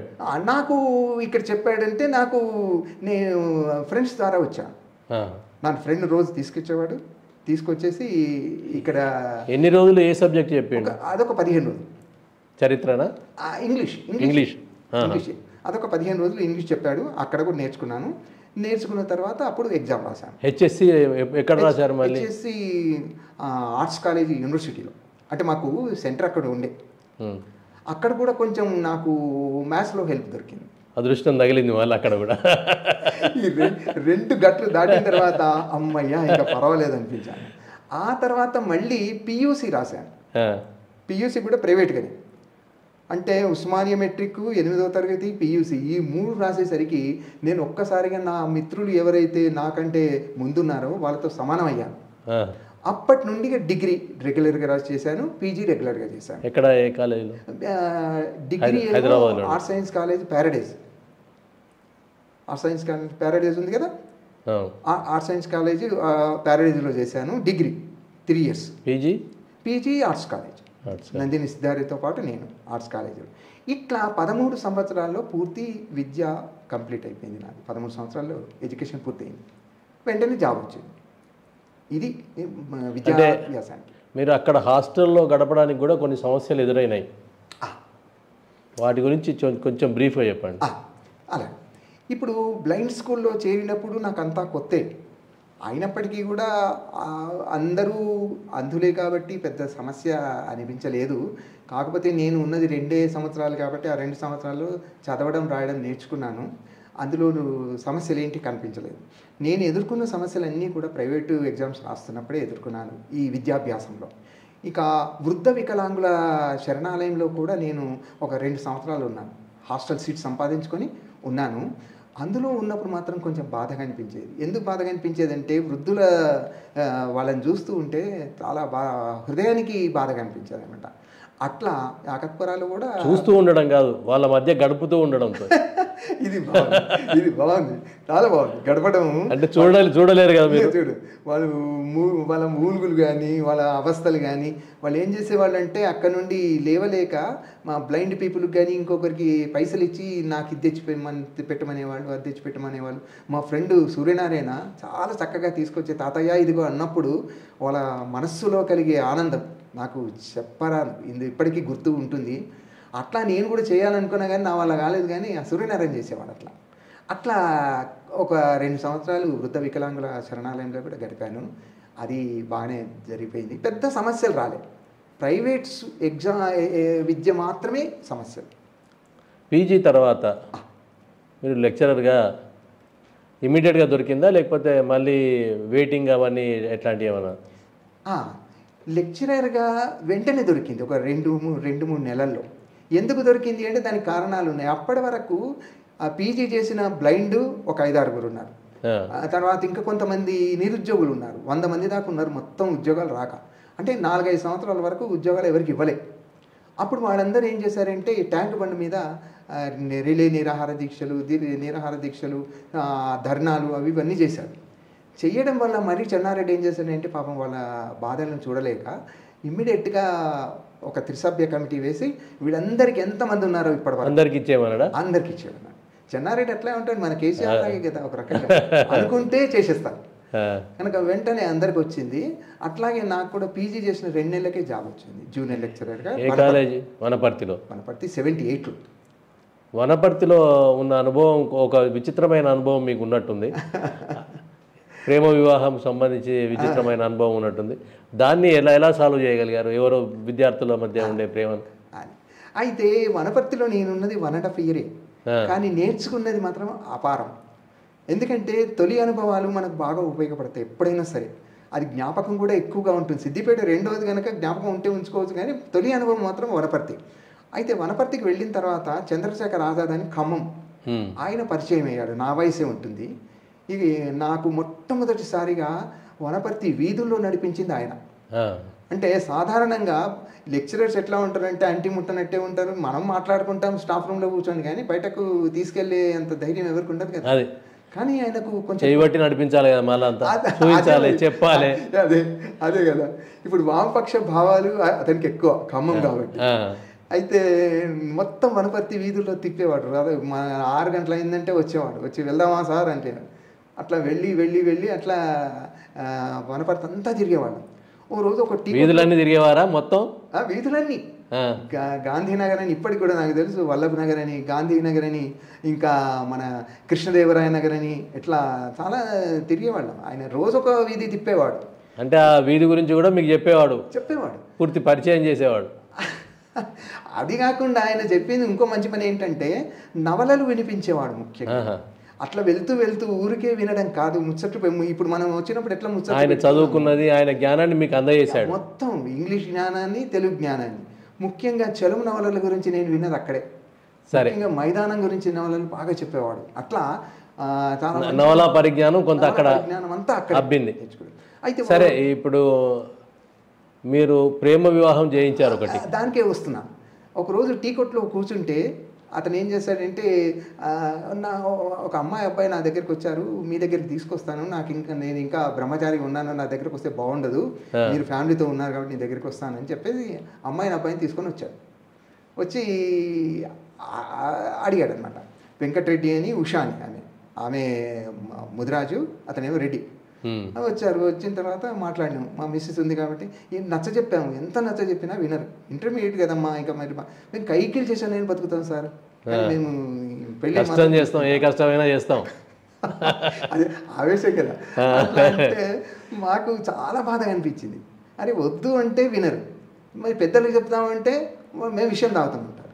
బాగా ఈ సంకట పరిస్థితుల్లో ఏం చేయాలి, ఎవరికి చెప్పాలి? చెప్తే బాగుండదు కదా, నిజంగా చేస్తే విషయం తాగితే అప్పుడు 2 ప్రాణాలు తీసినట్టు అవుతుంది కదా మనం. కాబట్టి చంద్రశేఖర్ ఆజాద్ నేను కలిసి సరే ఇక మనం చెప్తే వినరు, వాళ్ళ ఇష్టం అని చెప్పి ఫోటోలు తీయించుకోవాలి. అది బీచ్పల్లి అని కృష్ణా నది ఒక్కన మంచి గుడి ఉంటుంది, హనుమాన్ గుడి. ఆ హనుమాన్ గుడిలోకి వెళ్ళి పెళ్లి చేసేసుకున్నారు. పెళ్లి చేసుకున్న తర్వాత సరే ఇంకా పెళ్లి తీసుకొని రాలేదు, కానీ చంద్రశేఖర్ ఆజాద్ లీవ్ పెట్టి వెళ్ళిపోయాడు హైదరాబాద్. నేను మాత్రం ఉన్నా. వెంటనే నా దగ్గరికి వచ్చారు వాళ్ళు, కొంతమంది స్టూడెంట్స్, చూసిన వాళ్ళు ఉంటారు కదా, ఎప్పటికీ గమనిస్తున్నారు. వచ్చారు. ఏం సార్ మీరు పెళ్లి చేయడానికి వచ్చారా? మొట్టమొదటి మాట, మేము ఎప్పుడు చదువు చెప్పడానికే వచ్చాం కానీ పెళ్లి. మా మిస్సెస్ మధ్యలో నిలబడి మా సార్ ఏం చేయలేదు, అంతా ఆజాద్ చేసిండు అట్లా ఇట్లా అంటే, అమ్మాయి అబ్బాయి మీ ఇంటికి వచ్చారా లేదా? అప్పుడు నేను అబద్ధం చెప్పదలుచుకోలేదు, ఎందుకంటే ఎన్నో కళ్ళు చూస్తాయి, అబద్ధం ఆడి ప్రయోజనం ఏంటి? అవును వచ్చారు అన్నాను. మరి వచ్చిన తర్వాత మీరు ఏం చెప్పారు? వద్దని చెప్పాము, ఎంత చేసినా వినలేదు, పెద్దలు చెప్తే విషయం తాగుతామన్నారు. మరి విషయం తాగితే మీరేం చేస్తారు? అప్పుడు పరిస్థితి ఎట్లా ఉంటుంది అనేసరికి వెళ్ళిపోయారు. ఇక వెళ్ళిపోయిన తర్వాత తెల్లారి చూస్తే అమ్మాయిని అబ్బాయిని తీసుకొచ్చేసి, ముదిరాజు వాళ్ళు కదా, వాళ్ళు తీసుకొచ్చేసి అంటే యాక్సెప్ట్ చేసిండ్రు, తీసుకొచ్చి వెంకటేశ్వర పూజ చేయిస్తున్నారు. అప్పుడు అనిపించింది మాకు నవ్వాలా ఏడవాలా సరిగ్గా తెలియదు. సరే, ఆ ప్రేమ వివాహం మీరు చేయించారు. మీరు కూడా ప్రేమలో కొన్నాళ్ళు గడిపారు. చాలా మధురమైన క్షణాలు. వాటి గురించి చెప్పండి. అంటే ఏ సందర్భంలో మొదట ఎవరిని ప్రేమించారు, ఏంటి, వారితో ఎలా కొనసాగింది, అనుకున్నట్టుగా జరిగిందా, అనుకోని పరిస్థితులు ఎదురైనాయా, వివాహం దగ్గరికి వచ్చినప్పుడు ఏంటి, ఏ పరిస్థితులు ఎట్లా మారినాయి, రకరకాలుగా ఉంటాయి కదా. చాలా ప్రశ్నలు ఉన్నాయి. ముఖ్యంగా నాకు ఈ నాటకాలు వినడం వల్ల ఆదర్శాలు ఆశయాలు ఎక్కువ. దానివల్ల నాటకాలలో కూడా కులాంతర వివాహాలు మతాంతర వివాహాలు చేసుకుంటే ఇంత బాగుంటుంది అంత బాగుంటుంది అని చిన్నప్పటి నుండి మనసులో ఉంది. అది అయితే అది అమలు జరుగుతుందా కాదా, నాకు ఈ అంధత్వానికి అది సాధ్యమవుతుందా కాదా అనేది వేరే విషయం, కానీ ఊహలు మాత్రం ఉన్నాయి. అట్లాంటి పరిస్థితిలో ఏం జరిగిందంటే నేను 8వ తరగతి రాసి ఎగ్జామ్స్ అయిపోయిన తర్వాత ఒకరోజు మా హనుమంతయ్య అని శ్రేయోభిలాషి నన్ను వాళ్ళింటికి పిలిచాడు. ఎందుకంటే కాలు విరిగి మంచం మీద పడుకున్నాడు, రాలేనటువంటి పరిస్థితిలో నన్ను పిలిచి అన్నీ అది ఇది అడిగి, నీ పెళ్లి గురించి నీ అభిప్రాయాలు ఏవి అన్నాడు. అరే నాకు ఆశ్చర్యంగా అనిపిస్తుంది, నా పెళ్ళి చూపు లేదు ఇట్లాంటి రోజులు నా పెళ్ళ. ఆశ్చర్యపడి నా అభిప్రాయాలు అని చెప్పాను. మంచి అమ్మాయి చదువుకోవాలి, నాకు చదివి పెట్టాలి పుస్తకాలు, అట్లాంటి అమ్మాయి దొరికితే నాకు నమ్మకం లేదు కానీ దొరికితే పర్వాలేదు అన్నాడు. అమ్మాయి ఉంది అన్నాడు. నాకు ఆశ్చర్యం. అంటే అప్పటికి ఆయన దృష్టిలో ఎవరో ఉందే నన్ను పిలిపించాడు. అయితే అప్పుడు ఏం చెప్పలేకపోయాను. ఎందుకంటే ఒక రకంగా ఏమనిపించిందంటే పెళ్ళి అనేది నేను ఉద్యోగం చేసిన తర్వాత చేసుకోవాలన్న ఆశ. ఎందుకంటే ముందు చేస్తే ఆర్థిక పరిస్థితులు చాలా బాధ పెడతాయి, మనమే అస్వతంత్రంగా ఉంటే ఇంకా భార్య ఇంకా స్వతంత్రాలు, ఇది బానిసకు బానిస అన్నట్టు ఏదో ఉంటుంది కదా, బానిసకు ఒక బానిస. ఆ డైలాగ్ లాగా నేనే ఒక అస్వతంత్రుని, ఇంకా అస్వతంత్రుని ఇంకొక అస్వతంత్రాలు ఎట్లా, ఇది బాగుండదని నాకు నిర్ణయం చేసుకున్నాను మొట్టమొదట. కానీ ఆ అమ్మాయి ఉంది అంటే కాదంటే అవకాశం కష్టం, ఒక రకంగా పర్వాలేదు అనిపించింది, ఒప్పుకున్న తర్వాత చెప్పాను. ఏం పేరు ఆ అమ్మాయి? యశోద అని, ముందింటి అమ్మాయి. మా ఇక్కడ ముందిల్లు కాదు, పాత ఇల్లు, దానికి ముందింటి అమ్మాయి, వెలమ ఆమెది. అయితే నరసింగరావు అని వాళ్ళ నాన్న, మా నాన్న ఇద్దరు చాలా ఫ్రెండ్స్ అనమాట. ఎంత ఫ్రెండ్స్ అంటే అంత జిగిరి దోస్తులు. ఇల్లు ముందు ఇల్లు ఉంది కాబట్టి వాళ్ళిద్దరు ఎప్పుడు మాట్లాడుకునేవాళ్ళు, అరుగుల మీద కూర్చునేవాళ్ళు, ముచ్చట్లు చెప్పుకునేవాళ్ళు, అదంతా చేసేవాళ్ళు. అయితే అక్కడ ఆ అమ్మాయికి ఒక ఉన్న లోపం ఆ అమ్మాయికి లోపం కాదు, నరసింగరావుకి మొదటి భార్య చనిపోయింది, రెండవ భార్య ఈమె తల్లి, అంటే మా యశోద తల్లి. ఆమె ఏంటంటే బలజ, ఇంటర్ క్యాస్ట్. ఆ ఇంటర్ క్యాస్ట్కు పుట్టినటువంటి యశోదని కూడా పెళ్లి చేసుకోవడానికి కొంచెం వీళ్ళు ఇష్టపడతలేరు, మరి తెలియదు. మన నానేమన్నాడంటే, మేము చిన్నప్పుడే మీ నాన్న మా నాన్న వాళ్ళిద్దరూ మాట్లాడుకున్నాము, అప్పుడే ఇవి అమ్మాయి గురించి చెప్పాలనుకున్నా కానీ ఇంతలోకే క్యాన్సర్ వచ్చింది, నేను చెప్పలేకపోయాను, కనుక ఆ అమ్మాయి నేను ఇవ్వదలుచుకున్నాను, వాళ్ళని అడిగి చూడు అని హనుమంతయ్యకి చెప్పాడు. ఈ హనుమంతయ్య నాకు చెప్పాడు. సరే, ఆ అమ్మాయి రోజు మా ఇంట్లోనే ఉండేది, రోజు కుట్లు అల్లికలు నేర్చుకుని, చదువు 6th వరకు చదివింది, మానిపించాడు. ఆ తర్వాత మా అమ్మ దగ్గరికి వచ్చేసి అత్తమ్మ అనేది అప్పటికే అనేది వరుస కాబట్టి బంధుత్వం కలిపేసింది, అందరూ వరుసలు మామూలు వరుసలు ఉంటాయి కాబట్టి అట్లా మాట్లాడుకున్నారు. కుట్లు అల్లికలు నేర్చుకునేది. ఆ అమ్మాయి గురించి నేను ఆలోచించలేదు. మా పద్మ అంటే మా చెల్లికి కూడా మంచి ఫ్రెండ్, ఇంచుమించుగా ఏజ్ సేమ్ కాబట్టి. అయితే ఆలోచించాను, అతను ఎప్పుడైతే చెప్పాడో అప్పటి నుండి ఆమె ఆంతర్యం ఎటువంటిది, ఎట్లా ఉంది, ఎట్లా మాట్లాడుతుంది, నాకు తగిందేనా కాదా, లేకపోతే ఆమెకు నేను తగినవాడనా కాదా, ఇవన్నీ పరిశీలించేసరికి 2 సంవత్సరాలు పట్టింది. మా బావ పర్మిషన్ కూడా తీసుకున్నాను అప్పుడు, ఎందుకంటే కుటుంబ పెద్ద కాబట్టి, మా తండ్రి చనిపోయిన తర్వాత మా బావనే చూసేవాడు అధికారం అంతా, కనుక ఆయన పర్మిషన్ కూడా వచ్చేసింది. అంతా సిద్ధమైన తర్వాత కులాంతర వివాహం ఇట్లా ఊర్లో అందరూ యాక్సెప్ట్ చేశారు. ఎందుకంటే బ్లైండ్, చూపులేని వాళ్ళు ఇద్దరు పక్కనే ఉంటారు. ఆ అమ్మాయి ఒప్పుకుంది. ఇంతకన్నా కులం కన్నా గుణం గొప్పది కదా అని చదువుకున్న వాళ్ళు అందరూ యాక్సెప్ట్ చేశారు, ఒప్పుకున్నారు. ఒప్పుకున్న తర్వాత రెడ్డి కుల సంబంధం వచ్చింది ఒకటి. ఇప్పుడు మా శ్రీమతి అవి రెడ్డి కుల జ్యోతి. ఆ సంబంధం వచ్చేసరికి మొత్తం మారిపోయింది. సీన్ మొత్తం మార్చేసారు, మొత్తం మార్చేశారు. మా బావ దృష్టిలో రెడ్డి కుల అమ్మాయికి అమ్మాయిని ఇద్దరిని తక్కెట్లో పెట్టి జోపితే రెడ్డి కుల అమ్మాయి నెగ్గింది. అంతే కదా, 2 ఏళ్ళ ప్రేమ పోయింది, ఇది అంతమైంది. అరే నేనంటాను 2 సంవత్సరాల నుండి గడిపినటువంటి ప్రేమ అంతా ఒక్కసారి ఎట్లా పోవాలి, ఎట్లా పోతుంది అసలు? నేను 1 సంవత్సరం కాదు, 2 సంవత్సరాలు కాదు, ఒక చూపులో కాదు, ఒక రోజులో కాదు, 2 సంవత్సరాలు ఆమె మనసును తెలుసుకున్నాను. ఆమె నాకు బాగా అనిపించింది. పైగా ఉంటే దగ్గర ఉంటే మంచిది కదా. తల్లి ఏదైనా మనకు సహాయం కావాలంటే తల్లిదండ్రులు కూడా ఇక్కడే ఉంటారు అమ్మాయికి. ఇవన్నీ లక్షణాలు ఉన్నాయి. ఇంకొక సమస్యలు ఉన్నాయి. ఇప్పుడు ఇంకొక ఊరు నుండి తెచ్చుకుంటే ఆమెను తీసుకురావడానికి భర్త పోవాలి. సాధారణంగా ఏ భార్యనైనా తీసుకురావడానికి భర్త పోతాడు. మరి నేను పోలేను కదా. ఇట్లా చాలా సమస్యలు ఉన్నాయి. బాగుంది కదా అని నేనంటే లేదు నువ్వు ఆ అమ్మాయిని పెళ్లి చేసుకోవాలంటాడు, రెడ్డి కుల అమ్మాయిని. ఈ అట్లా 3 రోజులు 4 రోజులు పోరాడి చాలా విసిగిపోయాను. పెద్ద మనుషులను కూడా తీసుకొచ్చాడు. అప్పటికి మీరు ఏం చదువుతున్నారు? అప్పుడు నేను 8th అయిపోయింది అంతే. పాస్ అయ్యాను. ఉస్మానియా మెట్రిక్ కోసం ప్రిపేర్ అవుతున్నా. అట్లా పెద్దవాళ్ళని తీసుకొచ్చాడు, పెద్ద మనుషులు, పంచాయతీ చెప్పేవాళ్ళని. ఆయన అంటాడు ఇది మంచిది కాదు, ఇంటర్ కాస్ట్, మన కులాంతర వివాహాలు ఎక్కడ జరగలేదు, మన సంప్రదాయం కాదంటాడు. మహాభారతంలో చూడలేదా, పురాణాలు ఇవన్నీ కథలు చెప్పాడు. నేను అదే కథలు చెప్పాను, ఎన్నెన్నో కథలు చెప్పేసిండు. బాగా ఆయన చెప్పాడు, మనసు మార్చడానికి రకరకాల ప్రయత్నాలు జరిగినాయి. నేను అంతకంటే గొప్ప కథలు చెప్పాను. అరుంధతిని వశిష్ఠుడు ఎట్లా పెళ్లి చేసుకున్నాడు? మీరు దంపతులకు అరుంధతి హరిజన, మరి వశిష్ఠుడేమో బ్రాహ్మణుడు. మరి ఇద్దరు ఎట్లా పెళ్లి చేసుకున్నారు? ఆ జంటకు వీళ్ళందరూ కూడా చూపిస్తున్నారు కదా, నక్షత్రం చూపిస్తారు పెళ్లి కాగానే. అట్లాగే శంతనుడు జాలరి కన్య సత్యవతిని ఎట్లా పెళ్లి చేసుకున్నాడు? శ్రీకృష్ణుడు యాదవుడు రుక్మిణి క్షత్రియ ఎట్లా పెళ్లి చేసుకుంది? ఇవన్నీ ఏమో మీకు కావాలి. ఇక్కడ నేను వచ్చేసరికి వాళ్ళంతా దేవతలు, మనుషులకు వచ్చేసరికి మారిపోయింది. ఏమీ మాట్లాడలేదు. అంటే నాకు నిజంగా నాటకాలు ఇచ్చిన ధైర్యము, రేడియో ఇచ్చిన ధైర్యము, మా నాన్న ఇచ్చినటువంటి ప్రభావము, ఇవన్నీ కలిపి అంత ధైర్యంగా మాట్లాడించాడు.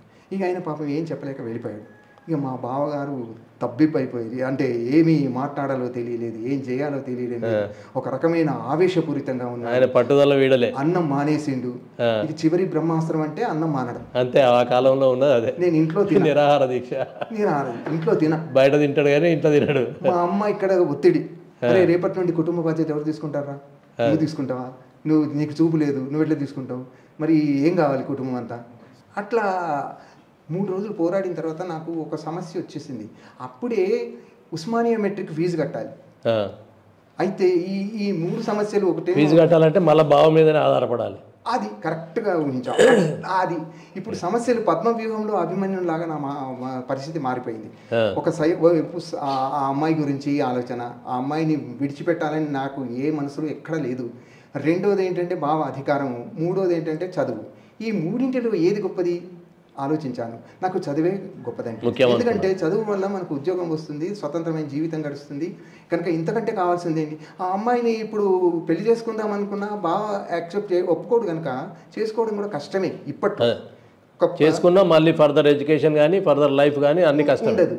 కనీసం ఫీజు కట్టడానికి ఒక 200 రూపాయలు అడగాలన్నా మా అమ్మని అడిగితే నాకు తెలియదు, మన బావని అడగాలంటే యాజమాన్యం అంతా బావదే ఉండదు కాబట్టి ఆయన్నే చూసుకోవాలి. ఇప్పుడు ఆలోచించిన తర్వాత నాకు అనిపించింది, ఏది మన ధర్మరాజు ఓడిపోయిన తర్వాత ద్రౌపదిని పణంగా పెట్టాడు. దీంట్లో అయినా గెలుస్తాను కదా. ద్రౌపది అక్కడ ఓడిపోయింది, నేను కూడా యశోదను పణంగా పెట్టాను, ఓడిపోయింది అక్కడ. అంటే నాకు ఇంకొక నమ్మకం ఏంటంటే, నన్ను చూడనటువంటి అమ్మాయి, రెడ్డి కుల అమ్మాయి ఎట్లా ఒప్పుకుంటుంది? ఒప్పుకోదు కదా. ఒక బ్లైండ్ను ఎవరైనా ఒప్పుకోడు, చిన్నపిల్ల అందులో 13 years 14 years అంతే. కానీ ఎట్లా ఒప్పుకుంటుంది? ఒప్పుకోదు. కనుక ఏ పేలవుతుంది లేదన్న ఆశ బాగా ఉండేది. వీళ్ళు పోయారు, చూశారు, ఒప్పుకుంది. అంటే తల్లిదండ్రులు బలవంతం. అప్పుడు 13-14 ఏళ్ళకి ఏం తెలుస్తుంది? ఏం తెలియదు కదా.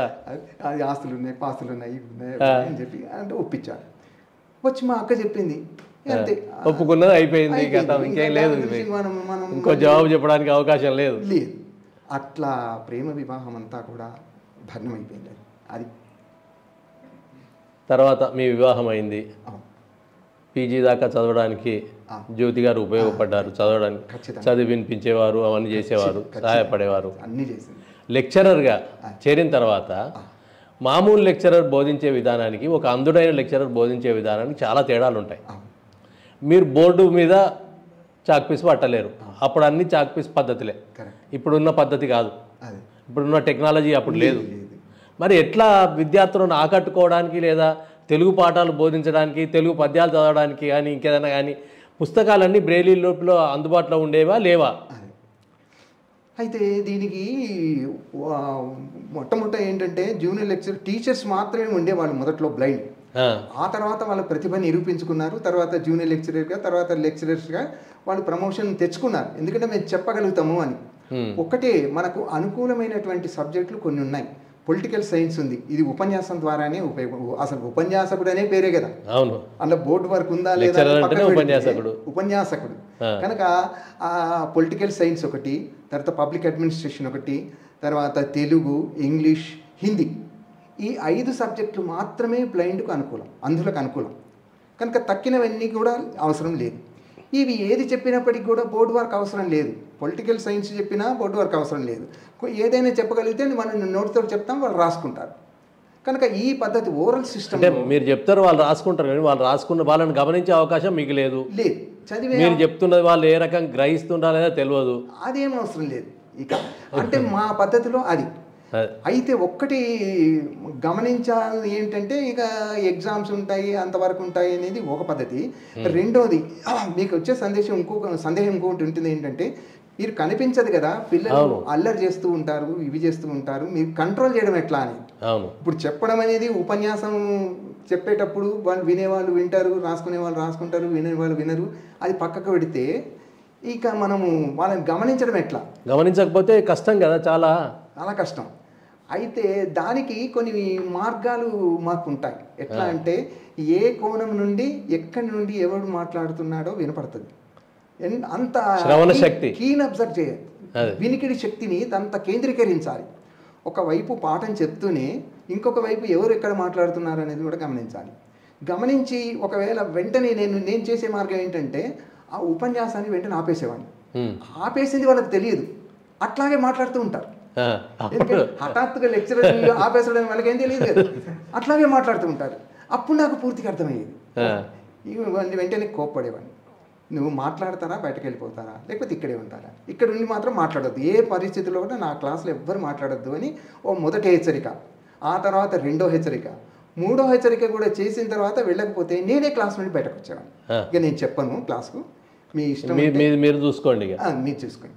అప్పుడు పాపము నాకు ఒక సందేహం వచ్చేది. రోజు విద్యార్థులే క్లాస్కు తీసుకొచ్చేవాళ్ళు, స్టాఫ్ రూమ్ తీసుకొచ్చేవాళ్ళు. అవును. అయితే క్లాస్ రూమ్లో వాళ్ళని తిట్టిన తర్వాత పాపం నన్ను తీసుకెళ్లే విద్యార్థి వస్తాడా రాడా, రాకపోతే నేను ఎట్లా వెళ్ళాలి ఇక్కడ నుండి. కానీ విద్యార్థులు చాలా గొప్పవాళ్ళు, గురువుకు గొప్ప స్థానం ఇస్తారు వాళ్ళు. ఎంత స్థానం అంటే ఆ గురుస్థానం గొప్పది. కనుక పిలవగానే వెంటనే వచ్చేవాళ్ళు.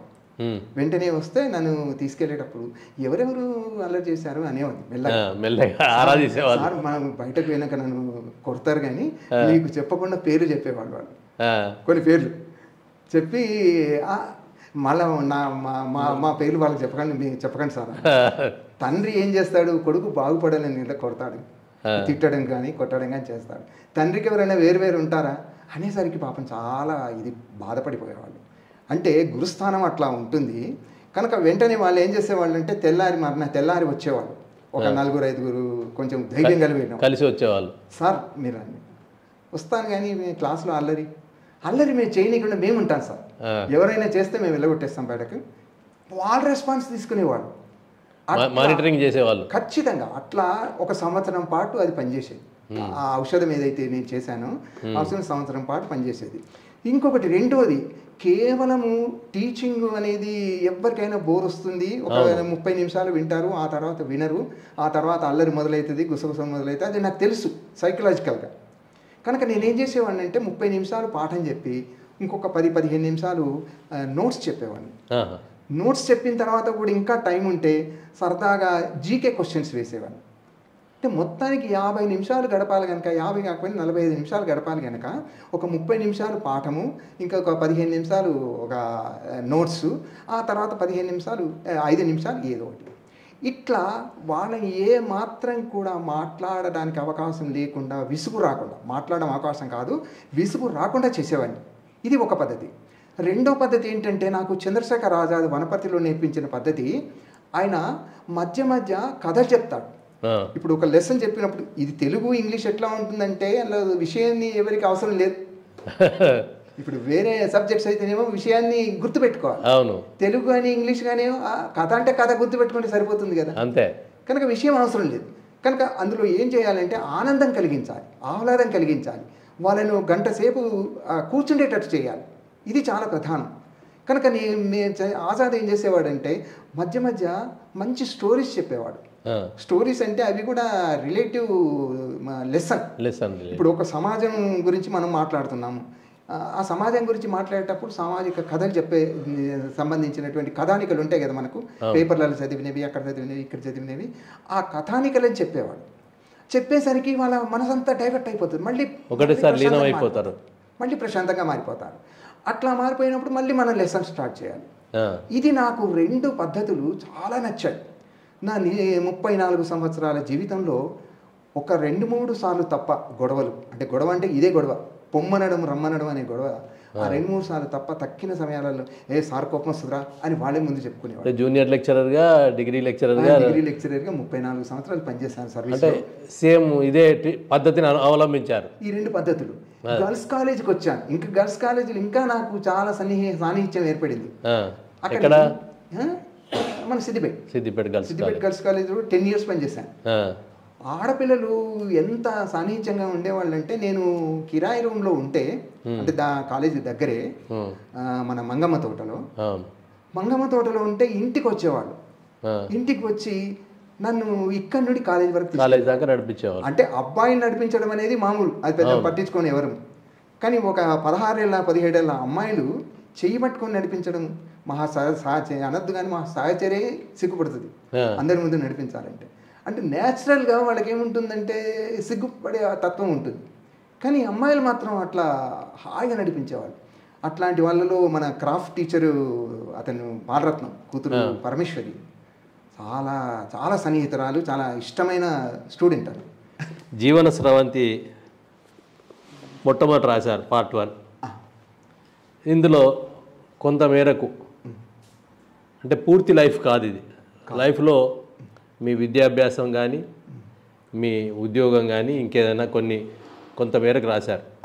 అప్పుడుండే ప్రేమాలు, వివాహం ఇత్యాది అంశాలు, హైదరాబాద్లో గడిపిన సందర్భాలు, ఇవన్నీ ఈ పుస్తకం రాయడానికి ప్రేరణ ఎవరు? ఈ జీవన స్రవంతి రావడానికి? చాలా బాగుంది. చాలా అంటే జీవన స్రవంతి అంటే మీ జీవితమే. మంచి ప్రశ్న. నిజానికి ఆ చీకట్లో గడుపుతున్నప్పుడు నాకు అనిపించింది ఏంటంటే, ఏదో చెప్పుకోవాలి, ఎవరికో చెప్పుకోవాలి, బాధలన్నీ చెప్పుకోవాలని అనిపించింది నాకు. ఆ అనిపించినటువంటి సందర్భంలో ఎట్లా చెప్పుకోవాలని తెలియదు. ఎందుకంటే నాకు అనిపించింది, చీకట్లో చాలామంది గడుపుతున్నారు, ఈ చాలామంది గడిపినటువంటి దానికి నాదొక ప్రతీకగా ఉండాలి. అంటే చీకటి జీవితం ఎట్లా ఉంటుంది, ఏ అనుభవాలు ఉంటాయి అనేది ఒక ప్రతీకగా ఉండాలనుకుని నేను మొట్టమొదటి అనుకున్నాను. అప్పటికప్పుడు జరిగినటువంటి సంఘటనలన్నింటినీ ఒక డైరీ లాగా, ఒక చిన్న సంఘటన లాగా రాసుకున్నాను. నువ్వు కూడా నవల ఆవిష్కరణ సమయంలో కూడా చెప్పిన మాట అదే, ఇప్పుడు డైరీ లాగా రాసుకున్నట్టున్నారు గోపాల్ రెడ్డి గారు అని. కాబట్టి అలా డైరీగా రాసుకున్నప్పుడు నందిని సిద్ధారెడ్డి డిగ్రీ కాలేజీలో కొలీగ్గా పనిచేస్తున్నప్పుడు ఆ మాట అన్నాడు.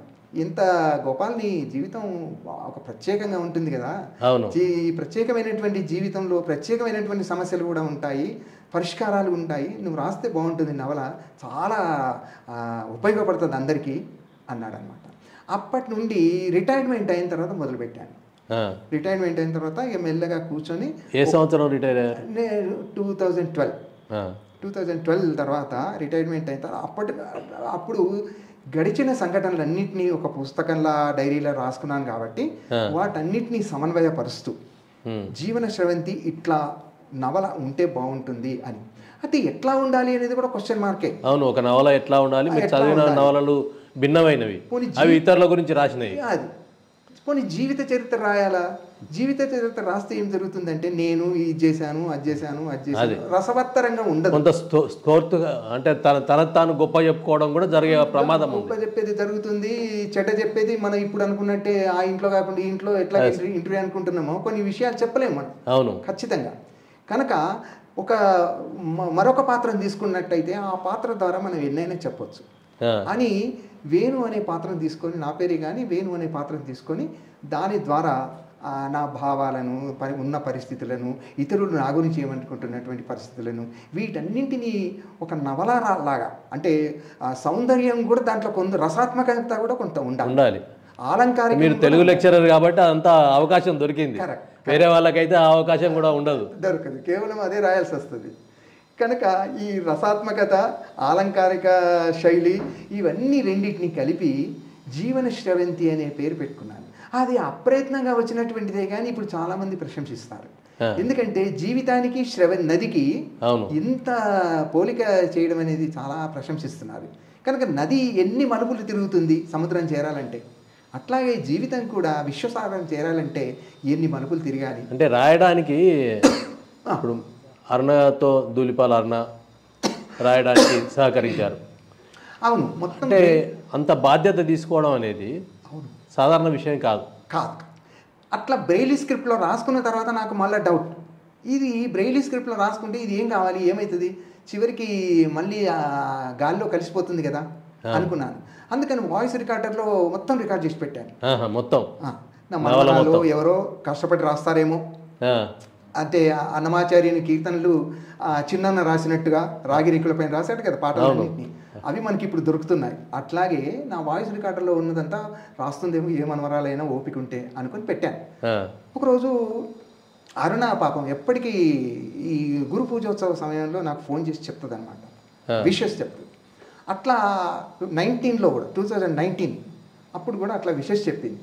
నాకెందుకో కోరిక వచ్చింది, అంటే నేను నవల రాశానమ్మా బ్రెయిల్లో, ఇది ఎవరు రాయడం లేదు, 2-3 స్టూడెంట్స్ మహేందర్ రెడ్డి అని సుధాకర్ అని వీళ్ళిద్దరు రాశారు, కానీ ఒక 2 చాప్టర్లు మాత్రమే, సుదీర్ఘమైనటువంటి 11 చాప్టర్లు రాయడం కష్టము, కనుక ఏం చేద్దాం, నువ్వు రాస్తావంటే నాకు రాయడం అంటే చాలా ఇష్టం సార్ అంది. ఓహ్ దొరికిందిరా అనుకున్నాను. కనుక రాయడం చాలా ఇష్టం సార్ అన్నది. అంటే ప్రింటింగ్లోనే 486 పేజీలు వచ్చినాయి.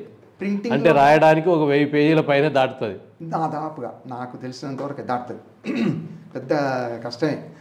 అట్లా అంటే ఈ సందర్భంలో నాకు అనిపించింది, అదృష్టమే పంపించినట్టు అనిపించింది నాకు అమ్మాయిని. కాలం నాకు చాలా నేర్పు. ఇప్పుడు ఈ రోజు కూడా నేను కాలమే పంపించింది అనుకుంటాను, ఎందుకంటే అంజయ్యని ఇంత దూరం రప్పించడం, ఇంటర్వ్యూ తీసుకోవడం, నిజానికి నా కాలం మీద అపారమైన నమ్మకం. ఎందుకంటే నేను చీకట్లో ఉన్నటువంటి నేను నా నవలను కూడా చీకట్లోనే ఉంచడం కుదరదు, ఇది వెలుగులోకి రావాలి, వెలుగు ప్రపంచానికి తెలియాలి, కనుక ఎట్లా తెలుస్తుంది అని ప్రతిరోజు ఆలోచించాను, తప్పిస్తాను ఇప్పటికి కూడా. కనుక అట్లా తప్పించినప్పుడు నాకు చాలా అవకాశాలు దొరికాయి. కెనడా దేశంలో ఉన్నటువంటి వాళ్ళు కూడా దీన్ని ఇంటర్వ్యూ తీశారు, తర్వాత నా ఉపన్యాసాన్ని ఇచ్చే అవకాశం కల్పించారు. కెనడా నవీన్ చంద్ర అని అతను ఉంటాడు, అతను చేశాడు. ఇంకా జయప్రకాష్ టీచర్ అని ఆన్లైన్లో కూడా కార్యక్రమాలు పెట్టించాడు. అంటే అప్రయత్నంగానే వచ్చేస్తున్నాయి అన్నమాట. కనుక ఆ విధంగా అరుణను కోరితే సరే రాస్తా అనేది, నేను హెడ్సెట్స్ పెట్టుకొని ఇట్లా డిక్టేట్ చేయడం పోచారంలో, ఆమెనేమో అక్కడ పేపర్స్ పెట్టుకొని పేపర్స్ మీద రాయడం, ఆ పేపర్ అట్లా రాస్తూ రాస్తూ రోజుకు 1 గంట. ఆమె కూడా స్కూల్లో పనిచేస్తుంది, చైతన్య టెక్నో స్కూల్ అని హైదరాబాద్, కర్మన్ ఘాట్ ప్రిన్సిపల్గా పనిచేస్తుంటే. ఇంటికి వచ్చిన తర్వాత కూడా పాపం అన్నీ సర్దేసి కొద్దిసేపు కూర్చొని 8 to 9 లేకపోతే 7 to 8 ఎప్పుడు తీరుకుంటే అప్పుడు. మాకు ఇంకో గమ్మత్ ఏంటంటే ఈ కరోనా బాగా ఉపయోగపడ్డది. కరోనా కాలం మీకు స్కూల్ లేదు కనుక 2021 ఆ 2 సంవత్సరాలు బాగా ఉపయోగపడ్డాయి. ఆ 2 సంవత్సరాలలో నేను 2 నవలలు కంప్లీట్ చేశాము హ్యాండ్ రైటింగ్లో. ఇంకా జీవన స్రవంతి 1, జీవన స్రవంతి 2, ఈ 2. ఇంకా వల్లి అని వాళ్ళ ఫ్రెండ్, ఆమె ఏంటంటే డిటిపి చేస్తుంది అనమాట. పాపం ఆమె కూడా నా కోసం పుట్టిందేమో అనిపిస్తుంది, ఎందుకంటే ఇంట్లో కూర్చొని చేస్తుంది. కేవలం ఆమెకు ఒక అభిరుచి అనమాట, నేను ఊరికి ఏం చేయాలి అని ఒక పెట్టుకొని కేవలం ఇంట్లోకి ఏవైనా అవకాశాలు వస్తే వాటిని తీసుకొని రాస్తుంది అనమాట ఇంట్లోనే. అట్లాంటి ఆమె దొరికింది, ఆమెకు అరుణ ఇచ్చిందనమాట. హ్యాండ్ రైటింగ్ ఏవి తయారు చేస్తుందో అవన్నీ డిటిపికి ఆమె పంపించేది. ఆమె కూడా అరుణతో పాటు 4 సంవత్సరాలు నిన్న మొన్నటి వరకు కూడా ప్రింటింగ్ డిటిపి పూర్తి చేసింది. ఈమె రాయడం, ఆమె డిటిపి చేయడం. అది ముగ్గురం అంటే త్రివేణి సంగమం. నేను బ్రెయిలీ, ఆమె హ్యాండ్ రైటింగ్, ఆమె డిటిపి. ఇట్లా 3-4 సంవత్సరాలు 19 నుండి 24 వరకు ఇప్పటి కొనసాగుతూనే ఉంది. 3 నవలలు కూడా ఆమె డిటిపి కూడా కంప్లీట్ చేసింది. 3 నవలలు రాశారు అంటే మీ జీవితం గురించే. జీవితంలో 3 నవలలు ఇప్పటికీ 2 ప్రింట్ అయ్యాయి. జీవన స్రవంతి ఒకటి, రెండో భాగాలు ప్రింట్ అయ్యాయి. వచ్చే సంవత్సరం కొత్తది మూడో భాగం వస్తుంది. మూడో భాగం వస్తుంది. ఈ భాగాలు బాగానే ఉంది, రాయడం బాగానే ఉంది, కానీ మీ జీవిత చరిత్రనే కదా రాసినప్పుడు ఇంట్లో వాళ్ళు చదివి ఇదేంటి అనే ఆ సందర్భాలు ఏమైనా ఉన్నాయా? ఇబ్బందులు ఎదురైన సందర్భాలు? ఇప్పుడు ఓపెన్ సీక్రెటే కాబట్టి దీన్ని దాన్ని పెడతావు కాబట్టి చెప్పక తప్పదు. ఎన్ని కష్టాలంటే చాలా కష్టాలు ఉన్నాయి. ఇప్పుడు ఆ నవల చూస్తేనే భయపడే తత్వం ఇప్పుడు ఉంది. అవును. కాబట్టి నవలను పైగా మా బావ ఇప్పటికీ బతికే ఉన్నారు. ఆయన చదివినా కష్టం. మా బంధువుల్లో ఒక విశేషం ఏంటంటే బ్రాహ్మణులం కాదు కాబట్టి సాహిత్యం మీద ఎవరికి అభిరుచి లేదు. అదొకటి కలిసి వచ్చింది మీకు. కనుక పుస్తకాలు ఎవరు చదవడం లేదు, ఇవ్వలేదు. పుస్తకాలు ఇవ్వలేదు, నవల ఆవిష్కరణ రమ్మనలేదు. మా అబ్బాయి తప్ప, మా కోడలు అబ్బాయి, మా మనవరాలు తప్ప తక్కిన వాళ్ళు ఎవరు చదవలేదు. మా అమ్మాయి అక్కడక్కడ చూసింటుందేమో కానీ దానికి కూడా పెద్ద ఇంట్రెస్ట్ లేదు. ఎందుకంటే నేను చేసిన తప్పైతే లేదు, వాళ్ళు భ్రమపడుతున్నారు అంతే. నా మిస్సెస్ గురించి కూడా నాకు ఇప్పటి వరకు 2 నవలలో కూడా ఎక్కడ ఆమె గురించి వ్యతిరేకత రాయలేదు. వ్యతిరేకత జీవితంలో లేదు, రాయలేదు. జీవితంలో ఉన్నా రాయలేదు. ఉంటాయి, ఖచ్చితంగా ఉంటాయి. అంటే ఒడిదొడుకు చిన్న చిన్న సమస్యలు ఉంటాయి, ప్రతి సమస్యలు ఉంటాయి. ఉన్నా కానీ మనకు నేను చెప్పాను కదా, వ్యతిరేకత ఎవరి మీద ఉండకూడదు. అవును.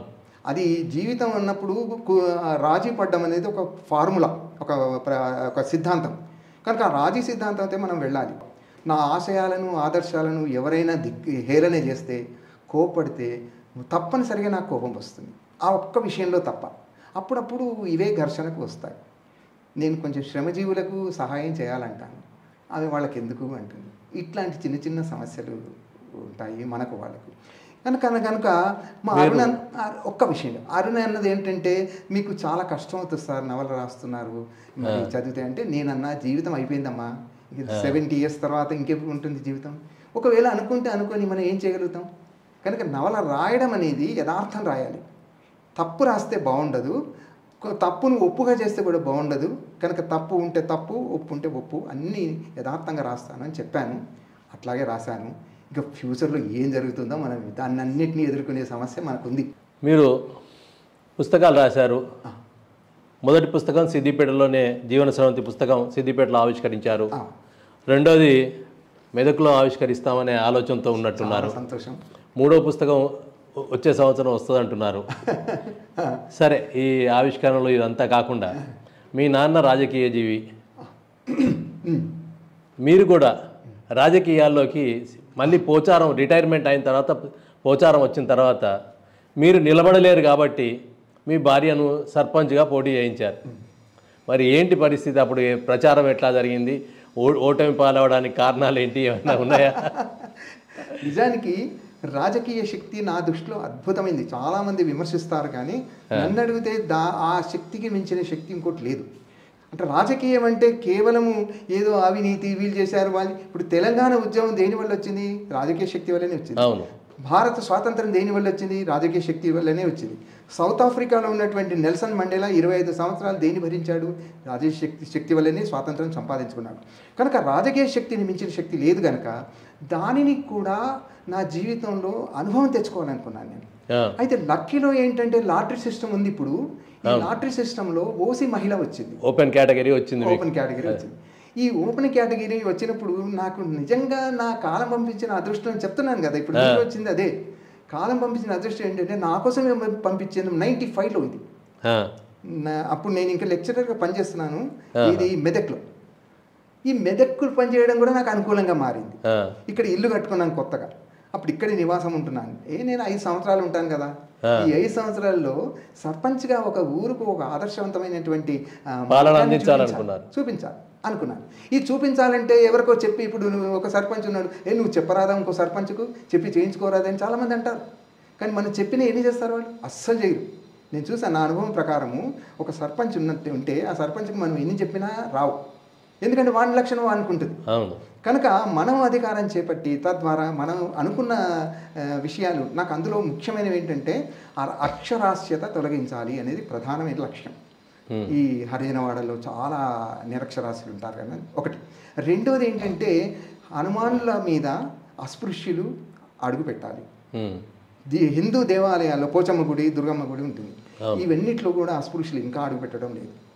ఎందుకంటే కొబ్బరికాయ కొడదామని వాళ్ళకు ఉంటుంది, ఎవరికో ఇస్తారు, కొట్టిస్తారు. అంటే అస్పృశ్యులు అనే పదమే కరెక్ట్ కాదేమో. అస్పృశ్యులు అనే పదమే కరెక్ట్ కాదు, కానీ ఉంది కదా, అస్పృశ్యత ఉంది కానీ ఆ పదం కరెక్ట్ కాదు. అస్పృశ్యులు అనేది కరెక్ట్ కాదు, కానీ దళితులు అందాం. అవును, దళితులు అందాం. ఈ దళితులు యొక్క వాళ్ళను ఆ హనుమాన్ల మీదకి ఎక్కించాలి, నడిపించాలి, మతకమ్మలు ఆడించాలి. ఇవన్నీ నా ఆదర్శాలు. మా నాన్న హరిజనవాడ కట్టించాడు, అలా అద్భుతంగా ఉంటుంది. ఇప్పుడు ఇటు లెఫ్ట్ సైడ్కి వెళ్తే మీరు బహుశా అంబేద్కర్ స్టాచ్యూ చూశారు కదా, దాని ముందు కాలనీ అంతా అదే ఒక లైన్ ప్రకారం ఉంటుంది. అది 62లో అప్పుడు 200 రూపాయలు ఒక్కొక్క ఇంటికి ఇచ్చారు. దాంతోపాటు దూలాలు మాసాలన్నీ శ్రమశక్తితోటి మొత్తం ఇల్లు కట్టుకున్నారు అందరు హరిజనులు. పక్కకే ఫారెస్ట్ కాబట్టి మీకు కలప ఈజీ. కరెక్ట్.